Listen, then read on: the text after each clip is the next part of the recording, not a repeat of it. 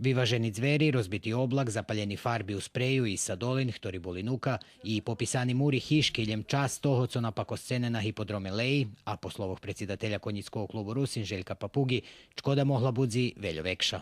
Moglo še služiť, že rozkladani oheď pri jednej suchej topolji, ktorá uzrezana je muhabene steblo, ktoré potrimuje platformu gdje še drapeme hore na to torenj.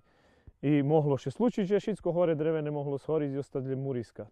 I to bar zljehko. To až mi ide, že až to na rokom bulo, s tim, to jednostavno ti farbi zapaljive sredstvo, ktoré paljali pri tomu drevu, lebo i namasteli, až bo vidno, že z jednej časti na hore na to táto polja, jako da isceliť, že bi še ona lapela. Žalj mi, že tak, bo evo, to ta hiška tu napravena, sudijska tribina 18 roki, nikda i nič je chybelo. Nikda, evo tu ľudia, baš romska čas, sušedi tu nam všetko Romi našo, nikda, ja to i čuvali bar, že da pa kosteli. Evo, ktoška prišao i napravil nam tu škodi.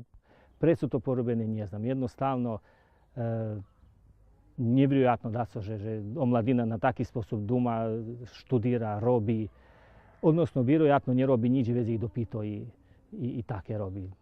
Členi konjickog klubu Rusin toto tako i prijavili policiji, kotra višla na teren i po ostatnjih njeurjadovih informacij u hužbi pitala osobi pod sumnju. To drugi slučaj vandalizma za daskelj od nji u ruskim keresturek, jedna podobni sposob očkodovani iz zveri na sportskej hali.